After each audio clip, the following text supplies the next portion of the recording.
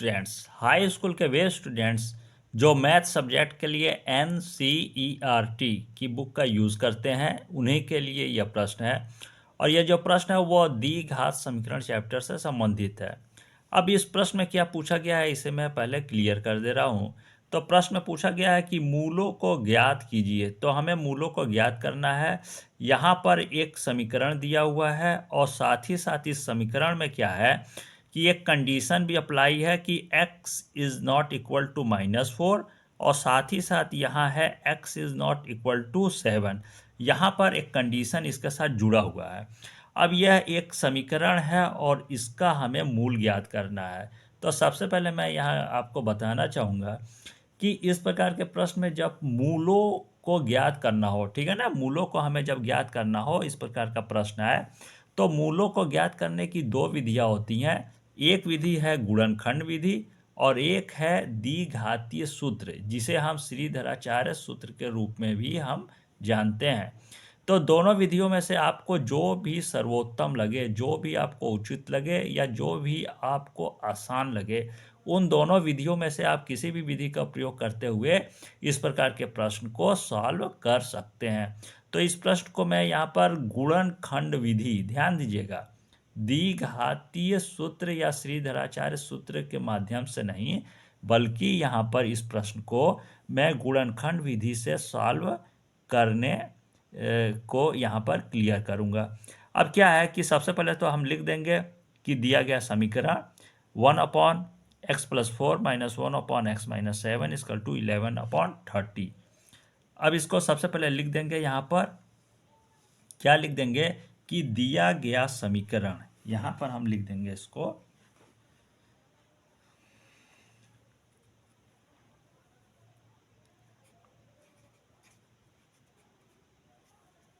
इस तरह से हम लिख देंगे दिया गया समीकरण, दिया गया समीकरण। अब क्या है, समीकरण जो प्रश्न में दिया हुआ है जस्ट उसको हम सेम टू सेम क्या करेंगे, नीचे लिख देंगे। तो हमारा है समीकरण 1/x+4, उसके बाद माइनस है, साफ साफ लिखेंगे 1/x-7 = 11 है हमारा 30। यह समीकरण है। अब क्या है, यह कुछ प्रश्न आपको क्या है, भिन्न, जैसा भिन्न का प्रश्न होता है ना, उसी तरह यह भी एक प्रश्न है। तो जैसे भिन्न के प्रश्न को सॉल्व करते हैं उसी तरह इसको भी हम सॉल्व करेंगे। तो सबसे पहले हम क्या करते हैं भिन्न के प्रश्न में कि यहाँ पर हम एलसीएम लेते हैं। तो यहाँ हमें किसका एलसीएम लेना होगा, x+4 और x-7 का हमें सबसे पहले एलसीएम लेना होगा। तो यहाँ इस तरह से सबसे पहले हम करेंगे बटा, यहाँ पर जब हम x+4 और x-7 का एलसीएम लेंगे ना, तो वो सेम टू सेम होगा, इसमें कुछ अंतर नहीं होगा। हमारा हो जाएगा x+4 जो आएगा उसको हम ब्रैकेट में बस कर देंगे और x-7 भी सेम टू सेम आएगा, तो x-7 को भी हम ब्रैकेट में कर देंगे। इसके बाद एलसीएम लेने के बाद क्या होगा कि हम भाग देंगे, और किस में भाग देंगे कि x+4 से x+4 और x-7 इस टोटल में यहाँ पर इसको इस तरह से यहाँ पूरे में भाग देंगे। तो x+4 से हमारा x+4 क्या होगा, कट जाएगा, यहाँ बचेगा x-7। तो इस x-7 से जब 1 में मल्टीप्लाई करेंगे तो हमारा सेम टू सेम x-7 आएगा, और इसको करेंगे हम ब्रैकेट में कर देंगे, क्योंकि यहाँ माइनस का चिन्ह है ना, तो यहाँ ब्रैकेट में इसको करके अलग करेंगे। इसके बाद माइनस है, माइनस का चिन्ह लगा देंगे। इसके बाद x-7 है, तो x-7 से यहाँ पूरे में भाग देंगे, x+4 और x-7 यहाँ पूरे में भाग देंगे। तो x-7 से x-7 क्या होगा, पूरी तरह कट जाएगा, यह हमारा बचेगा x+4। फिर इस x+4 का 1 में जब मल्टीप्लाई करेंगे तो हमारा सेम टू सेम आएगा x+4, लेकिन यहाँ माइनस का चिन्ह है ना, तो यहाँ हम इसको क्लियर करके अलग करके ब्रैकेट में लिख देंगे। इसके बाद = 11/11/30 है, तो 11/30 लिख देंगे। इसके बाद क्या करेंगे, यहाँ पहले बटा का चिन्ह लगा देंगे। अब क्या करेंगे, यहाँ गुणा का चिन्ह छिपा हुआ है, यहाँ गुणा का चिन्ह छिपा हुआ है, तो x+4 और x-7 का आपस में गुणा हो जाएगा। तो क्या होगा सबसे पहले इस x का गुणा इस x में होगा तो हमारा क्या आ जाएगा, एक्स स्क्वायर आएगा। इसके बाद इस x का गुणा इस -7 से होगा तो यहाँ माइनस का चिन्ह है ना, तो माइनस लग जाएगा और हमारा क्या आएगा, 7x आएगा। इसके बाद क्या होगा, इस 4 का गुणा इस x से होगा तो हमारा आएगा +4x हो जाएगा। इसके बाद इस 4 का गुणा एक बार फिर -7 से होगा तो 7 चौको 28, लेकिन यहाँ बड़ी संख्या के आगे माइनस है ना तो -28 हो जाएगा हमारा। इसके बाद क्या है, यहाँ पर इस ब्रैकेट को हटा देंगे, इस सारे ब्रैकेट को हटा देंगे तो सबसे पहले हमारा है x तो x हो जाएगा, फिर -7 है तो -7 हो जाएगा। फिर यहाँ क्या है, इस ब्रैकेट के अंदर यहाँ प्लस का चिन्ह है ना तो प्लस का चिन्ह छुपा हुआ है तो इस प्लस और माइनस से हो जाएगा तो प्लस माइनस हो जाएगा हमारा माइनस, यहाँ हो जाएगा x। इसके बाद क्या है, यहाँ प्लस है यहाँ माइनस है तो प्लस माइनस क्या हो जाएगा, माइनस, तो हमारा हो जाएगा -4। फिर इसकल टू 11/30 है तो 11/30 सेम टू सेम हमारा हो जाएगा। इस तरह से हम बटे का चिन्ह लगा देंगे। इसके बाद यहाँ है हमारा एक्स स्क्वायर तो हम सबसे पहले लिख देंगे एक्स स्क्वायर। इसके बाद क्या है, यहाँ पर यह है -7x है और 4x तो यहाँ है माइनस और प्लस, तो प्लस और माइनस होता है माइनस, तो 7x में से 4x को घटा देंगे, लेकिन क्या है कि बड़ी संख्या के आगे माइनस का चिन्ह है तो यहाँ हमारा माइनस का चिन्ह लग जाएगा। अब 7x में से 4x को घटा देंगे तो क्या आएगा हमारा 3x आ जाएगा। इसके बाद -28 है तो -28 हम साफ साफ लिख देंगे। इसके बाद यहाँ ऊपर देखेंगे ध्यान से तो इस x के आगे तो प्लस है लेकिन इस x के आगे माइनस है तो जाहिर है प्लस माइनस माइनस होता है तो इस x से यह x कट जाएगा, शेष हमारा बचेगा -7 और -4। तो यह माइनस माइनस क्या होता है, प्लस, लेकिन क्या है कि बड़ी संख्या के आगे माइनस का चिन्ह लगा हुआ है इसलिए हम लगा देंगे माइनस का चिन्ह। अब यहाँ माइनस माइनस तो होता है प्लस, इसलिए 7 और 4 को हम क्या करेंगे, जोड़ देंगे तो 7 4 हमारा क्या हो जाएगा, 11 हो जाएगा, 11। और इसकल टू जो है 11/30 तो 11/30 जस्ट सेम का सेम हम लिख देंगे। अब हमारा यहाँ एक चीज़ बहुत ही समानता दिखती होगी कि आप देखते होंगे कुछ इसमें कुछ समानता है, इस तरफ और इस तरफ के हिस्से में कुछ समानता है। तो क्या समानता हमारा दिख रहा है साफ साफ कि इधर भी 11 है और इधर भी 11 है, बस फ़र्क क्या है, यहाँ माइनस है और यहाँ प्लस में 11 है। तो इन 11 को, ये जो 11 है ना, तो दोनों हिस्से के 11 को हम हटा सकते हैं। तो कैसे हटा सकते हैं, यदि इधर के हिस्से को हम 11 से भाग दे दें और इधर के हिस्से को भी 11 से भाग दे दें तो भाग देने के लिए क्या हो जाएगा, बटा 11 और बटा 11 होगा। लेकिन हमें लिख कर भाग देने की नहीं ज़रूरत है, बस हमें लिख देना होगा कि दोनों पक्षों को 11 से भाग देने पर, इतना लिखना ही काफ़ी होगा।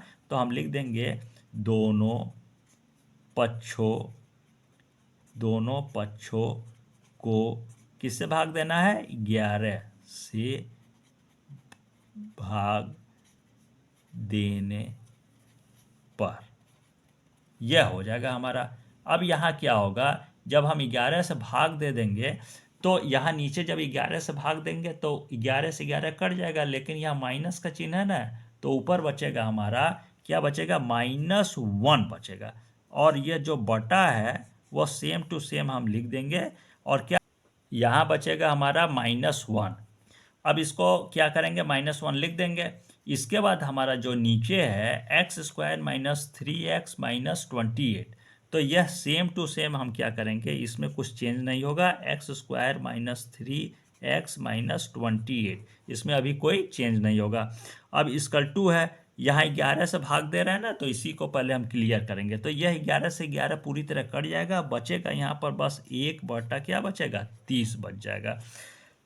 इसके बाद क्या करेंगे, हम यहाँ तिर्यक गुणा कर देंगे और तिर्यक गुणा करेंगे तो क्या हो जाएगा हमारा, इस 30 से हम क्या करेंगे, मल्टीप्लाई करेंगे -1 में, और x² - 3x - 28 का मल्टीप्लाई हम इस 1 से करेंगे। तो हमारा कुछ चेंज तो होगा नहीं क्योंकि 1 1 ही है। बस यहाँ क्या होगा, क्या चेंज होगा, तो सबसे पहले तो इसका जब मल्टीप्लाई 1 से होगा तो यह सेम टू सेम ही हो जाएगा। क्या हो जाएगा, x square minus 3x minus 28। अब इसका 2 है। अब यहाँ इसका जब मल्टीप्लाई होगा तो यहाँ बस चेंज हो जाएगा, क्या हो जाएगा, यह माइनस में आ जाएगा। क्या आ जाएगा, 30 क्या आ जाएगा, माइनस में आ जाएगा।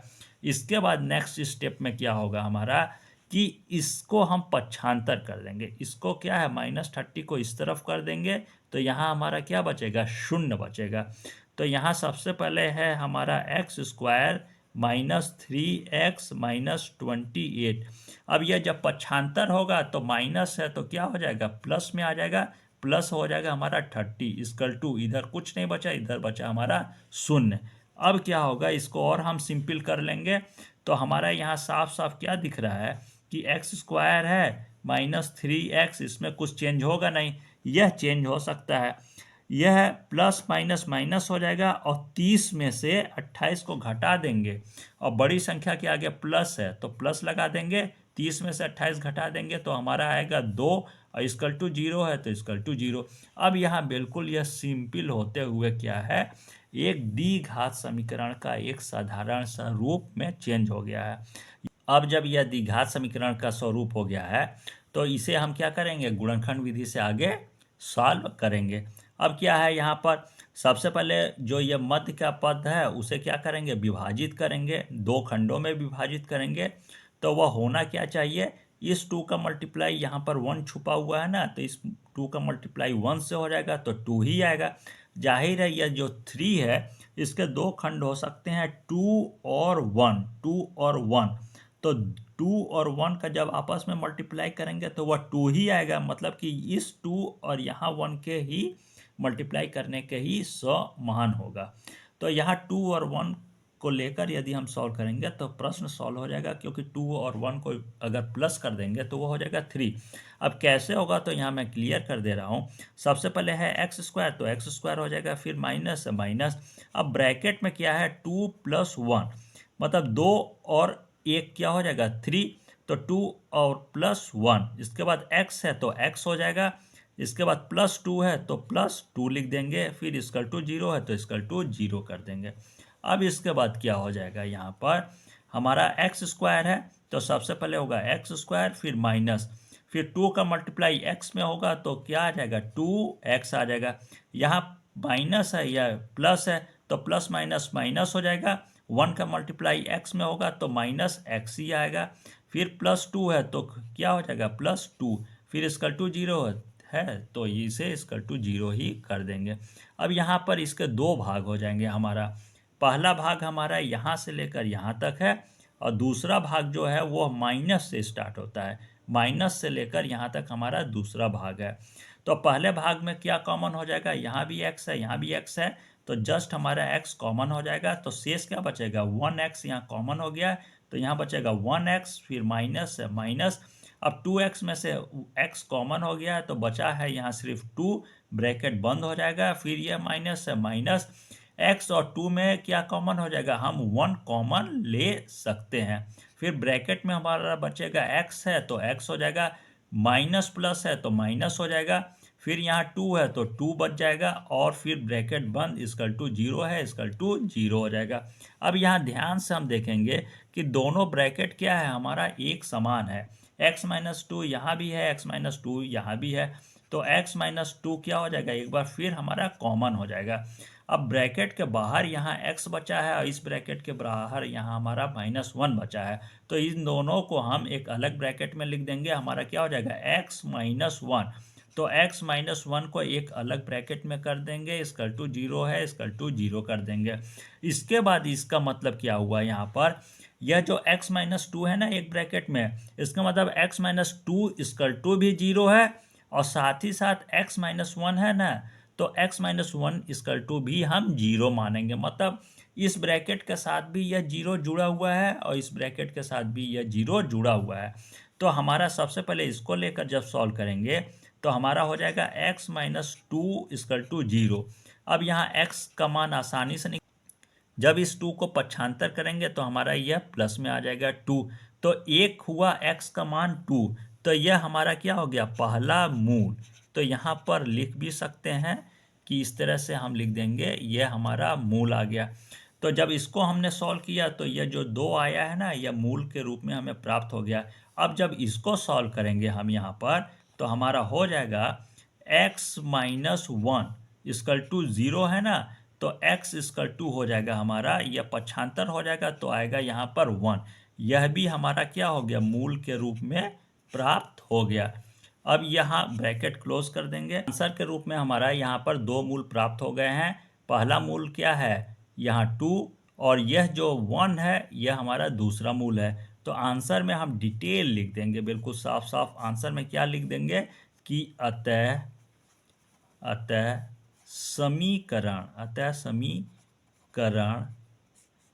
के मूल इक्वल टू, पहला मूल हमारा 2 है, 2 हो गया, कॉमा करके दूसरा मूल 1 है तो हम यहाँ पर 1 लिख देंगे।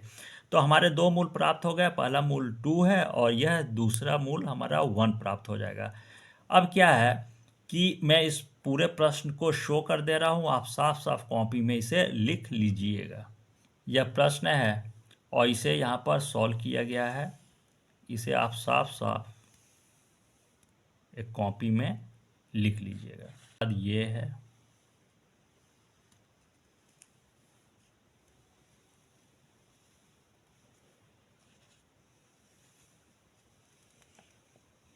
इसे जितना हो सके आप साफ साफ कॉपी में लिख लीजिएगा। लास्ट में यह है, लिख लेंगे कि अतः समीकरण के मूल, हमारा 2 मूल प्राप्त हो जाएंगे, 2 और 1। अब मैं ऑनलाइन क्लास को यहीं पर क्लोज करता हूँ। धन्यवाद।